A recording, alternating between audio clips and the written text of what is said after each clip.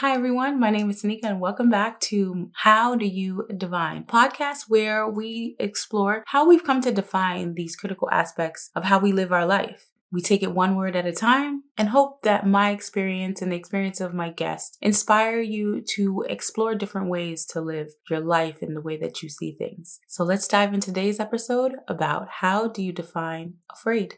I love a great motivational quote. Fear is not the enemy. Fear is the compass pointing you towards the next chapter of your growth. And I think that was a great quote to talk about how do you define being afraid? Recently, as you all know, I have made it a priority to carve out time to build out my online presence, really find time to create and publish more podcasts as well as videos on my YouTube page just to invest in my community. I keep saying that I want a community of like-minded women that aren't dedicated to this box of who we are and what we should do and who we should be, every sister, every brother, every friend. And while I'm so excited to build this community, I also had to hold myself accountable that if I want to build a community, I have to lean in more, I have to share more, because would I follow me if I just found me today? So in that endeavor, I was talking to one of my good friends recently and she said to me, Tanika, you're so fearless. You do everything without fear. You just jump right into it. And I thought it was quite odd that she would say that. I've known this friend since I was 8 years old. So we're very close. She's more like my sister than anything else. And I said, girl, I'm afraid. Like I do it afraid. I do it scared. I do it knowing that my faith is bigger than my fear, 100%. And also that the regret of me not believing in myself and leaning into who I am and what I want it to be in this world will be more painful for me. So if it means losing sleep, if it means staying up, or right now getting up super early right after the kids are gone to school, it is currently 7 a.m. and getting this podcast recorded, that's what it means, because this brings me so much joy. So in today's episode, I want to talk to you about being afraid and what it means to be afraid. And can we pursue our goals and aspirations in life while afraid? How do we continue to build our life and, go to work and be moms and fathers and brothers and sisters while afraid that we don't have time to pursue our dreams?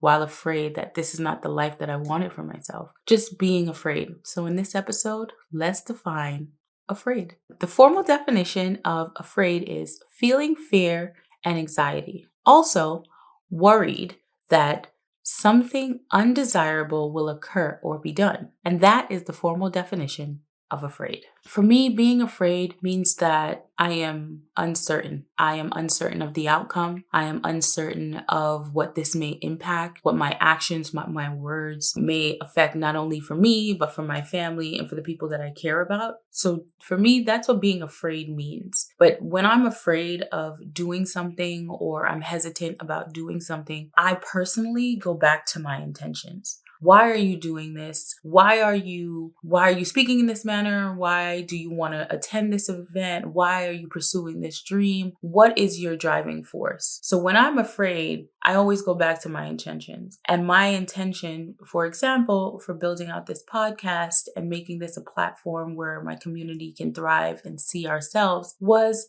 to bond us in a way that only we could understand. Also to normalize vulnerability. Often we tend to put on a persona, in my perspective, of this fearless, I don't care about anything, it doesn't affect me, but deep down inside we are afraid. Deep down inside we're worried. We're worried about how we can be perceived. We're worried about how will this work out. And I think leading with the intentions of I'm doing this because I'm confident and I know how it's going to turn out and it's going to be the #1 podcast on Apple Podcasts, speaking it into existence, and, bigger than any podcast you've ever heard of, is not because I'm not confident, because to a certain extent I am. And it's also not because I'm afraid. It is because if I don't put one foot in front of the other, if I don't look past the anxiousness that I'm feeling to pursue this dream, how can I encourage my daughters to do the same? How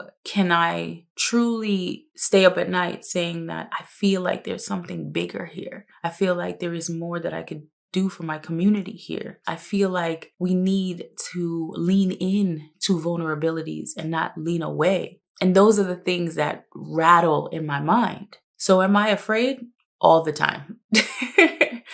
All the time. Sometimes when I'm entering into an event, sometimes when I'm doing interviews, sometimes when I'm just hosting, there are aspects of fear and nervousness, but I do it afraid. I do it uncertain of the outcome. But what I am certain of, what I'm confident of is my good intentions, my good intentions and my deep passion for wellness for everyone and just a good energy and a good vibe. I think every human being deserves to live well, and living well means feeling good. That doesn't mean you're always happy, right? Happiness can sometimes be a moment or it can be an experience, but the sense of being content and feeling whole, right? So I feel like everything I do it with that in mind, that my intention here is to ensure that everyone's having a good time.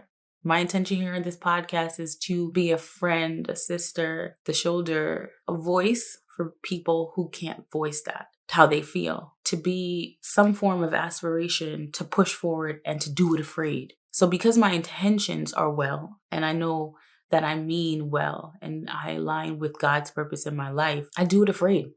Sometimes very nervous. And I'm going to give you guys a little tip or secret about me is when I don't know if nervous or afraid is the right term, but when I am truly uncertain of an outcome, I over prepare. Similar to what happened at Essence, actually, in full transparency.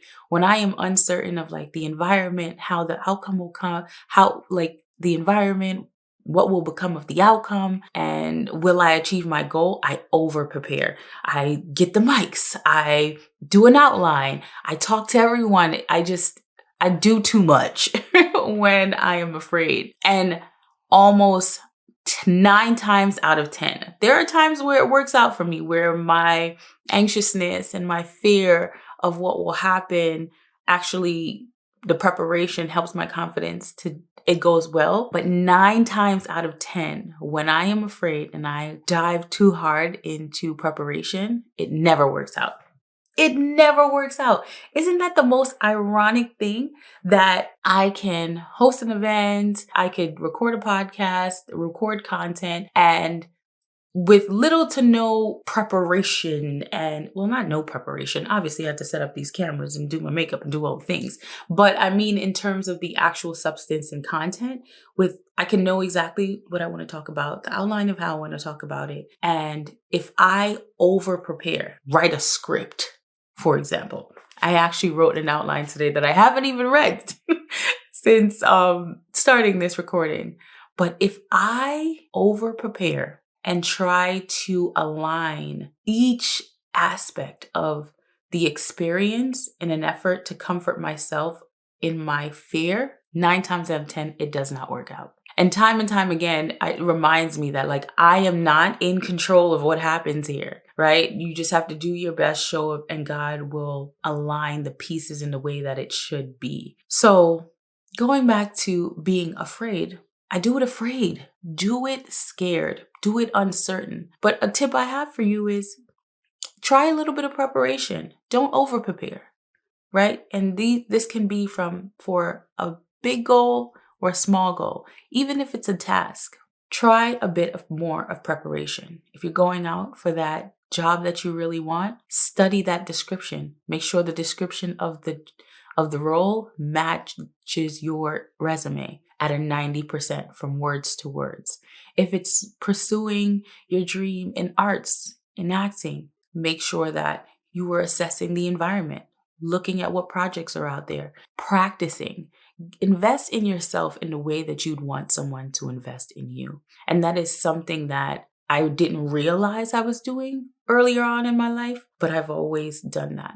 If I was interested in something just to pique my interest, I'd find the book about it. I learned more about the industry. I learned more about that person because I'm just a curious minded person. And often that helps me in my confidence because I know enough to be dangerous, right?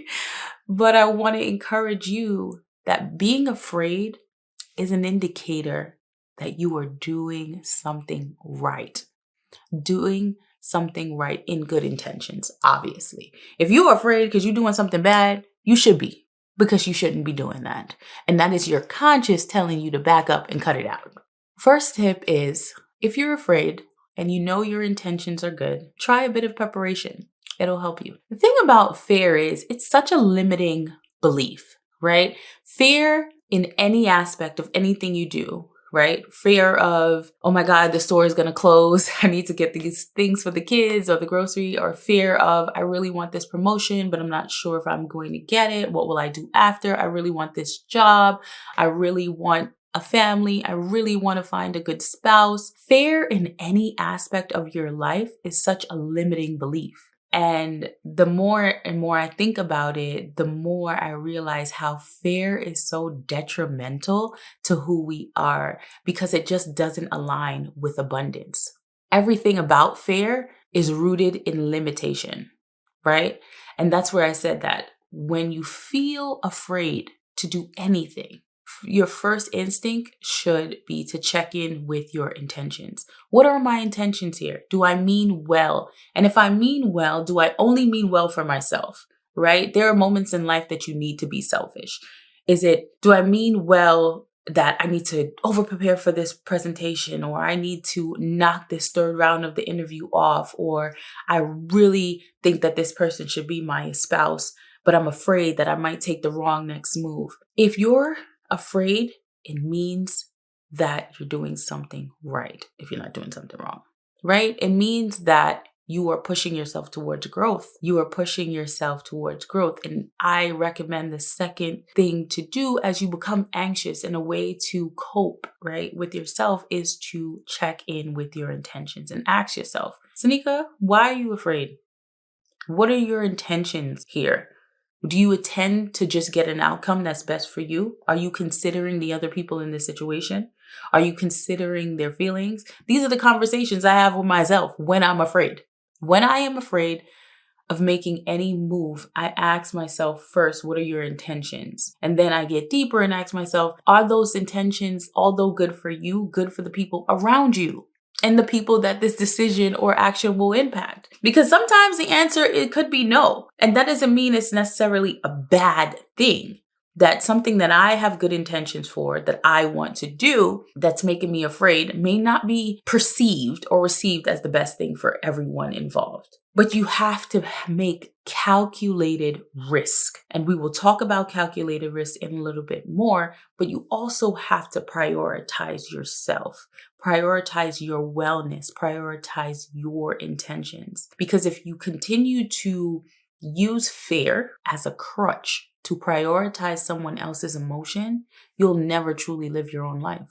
Years will pass, because life guarantees you two things. Time will pass and change. Those are the two things life guarantees you. That time will pass and change. And fear is based in a limitation, while faith is based in abundance. So if you feel that you are afraid and your intentions are good, and you are stuck in this place between what is best for me and what is best for others, I implore you, I encourage you to prioritize yourself. The human that you are, that body you walk around with, that mind, that heart, that spirit, will always be yours. And I think what's the hardest thing to live with is regret that you haven't prioritized what you wanted to do in your life. As you all know, I love humans. I love people. And I have had the benefit and the fortune of speaking to a lot of people, both in various classes and areas of my life. And I love me, a grown person, like a senior citizen, an elderly. I joke that me love big man friend. Me love big man friend. If you is a big man, me want to be a friend. Because I learned so much from older women, older men. I think as we age, we become more in tune with who we are, who we've always been, really. But as we age, I think for many people, it's kind of like the caterpillar turning into the butterfly, right? It's like they start to shed, the conditions that they were raised in, the thought, the mental conditionings that their parents put on them, that their grandparents, that their environment put on them. As we get older and we explore new areas in life and branch off, we become more confident in our own conscious and more confident in who we are and how we see the world. So every time I talk to someone who is a lot older, they have so much wisdom, not only about how I should live my life and things I should watch out for. They often tell me about their regrets and the things that they have regret in their life and how they have gone through life. And if they knew what they know now that they wish they could have told their 20, 30-year-old self at that time. And many of those recommendations that I hear and a lot of the regret that they live with is around not living their life for themselves, not following that dream or calling that woman or calling that guy or following their gut instincts because of fear. I've heard so many stories about, fear about what my parents would think or just afraid of neglect, right? Because that's a real thing. And it's okay to be afraid that someone will neglect you. If I tell them my true feelings and be vulnerable and open and just say, this is how I truly feel, they'll neglect you. They'll make fun of you. That's a real thing. But you have to align your fear with your intentions. And if your intentions are good and you know that I need to share this because it will haunt me if I do not be committed to the outcome. And I think fear in its limited perspective really ties you to a commitment of the outcome. You cannot be committed to the outcome of anything. If you are moving and pursuing life with good intentions, the outcome is not your problem. Keep making the next best step. Because often I think we get afraid, and I can speak for myself. When I was younger, I was afraid of taking bigger leaps. I've always been a risk taker, but like I said, a calculated risk taker. You have to be smart when taking risks, especially when you have a family or, you're an independent person. I've lived on my own since I was 17 years old. So I had no one to fall back on. I needed to be working. I needed to get things done. So I've always had this sense of calculated risk. Take risks to move forward and to grow and to do different things, but know that there has to be a baseline in order to not risk my stability, right? So I went off on a little tangent there. But I want to get back to about fear and being tied to the outcome. Do it afraid, but do not be tied to the outcome. For example, I have invested in these endeavors with my own capital for the last 3 years. I'm not rich. I'm not rich. So that has definitely put a strain financially, not only on me, on my household, and in different aspects. And as I've done this now for 4 years, I've gotten a little better about it. I figured out different ways to do that. And I have no fear in sharing that because I'm not committed to the outcome of how that will be perceived. Some people could say, oh my gosh, she's irresponsible. She's a bad wife. She's a bad mom. It could go super negative. It could go super positive. Some people can understand that when pursuing a goal and building businesses, you have to take calculated risk. You have to put yourself in a situation not that you have to, but in order to make real progress, like they said, real scared money never made money. Scared money don't make money. And you have to be able to invest in yourself and stand tall on that. If I only have $1 left in the world, I would put it on myself. I'm betting on Sanika. Put 10 on Sanika. Because I know I'm going to double, triple it. Because that's just how I'm structured. That's my drive. That's who I am. Doing it afraid means the first tip is prepare. The second tip I will give you is do not be committed to the outcome. Align yourself with the process of growth, not the outcome. Because if it goes good, you have successfully reassured yourself that you are capable of doing anything that you put your mind to. And if it goes bad, you have just secured another lesson in your arsenal of tools moving forward. Because no successful person in this world has not failed. Failure is as equally as important as success. So, and I can tell you from someone who has failed many times that in every failure, you become stronger, you become wiser in an area of business that you weren't before. So do you lose money? Absolutely. Do you waste time and effort in areas of the business that you thought would be beneficial? Absolutely. Do you feel dumb about it? Absolutely. Do you feel like you need to slap yourself? Absolutely. But that's part of the process. Part of the process is not being committed to the outcome. Again, do it afraid. Step 2, do not be committed to the outcome. Be committed to the fact that you know you will grow regardless of what happens. Let's talk about courage. I talk about courage a lot because I think it requires courage for any human being to live their true, authentic life. Because we are raised in the best of our parents' capability. And some of our parents are wonderful, right?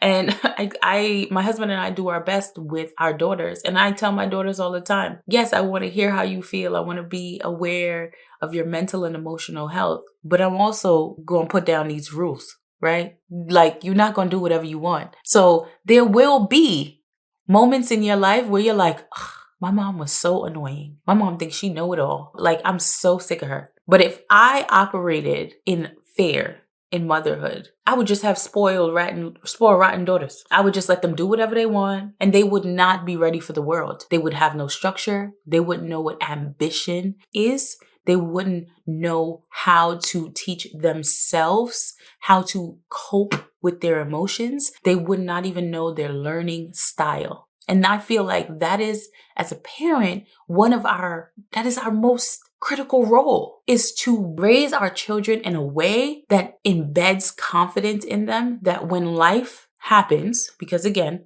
life guarantees you 2 things: time will pass and change. So when life's challenges come, I want you to be confident enough to know fear doesn't stop me. And am I capable of assessing the situation and moving forward? Because 9 times out of 10, you are. So in that, being afraid, be reminded of your courage. Be reminded of the things that you've surpassed already in life. These things can be small. These things can be big. Only you in your heart knows the challenges that you have faced and the challenges that you've overcome. Even the challenges that you feel like you have escaped. Because often I think we don't give ourselves enough credit for moving past a bad situation, an argument, or a friendship breakup. That was courageous because we were hurt. There's still probably remnants of that pain that lives in you. But one day you looked yourself in the mirror and you said, life goes on and I have to get up and I have to keep moving. So you've done things afraid many, many times. But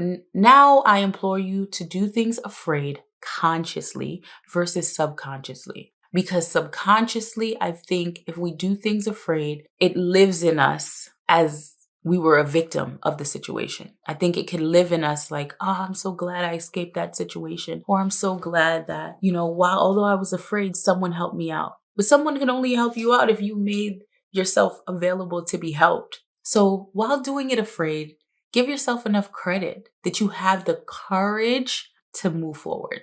So how would you redefine being afraid? Is it the same definition that you came into the episode with? Is being afraid, being uncertain, being worried of your well-being? Or is afraid that little sense of anxiousness that tries to hold you back when you try to pursue something different or something new? How often are you afraid? Do you document that, or do you take notation of when you're afraid and how often you're afraid? I recommend that.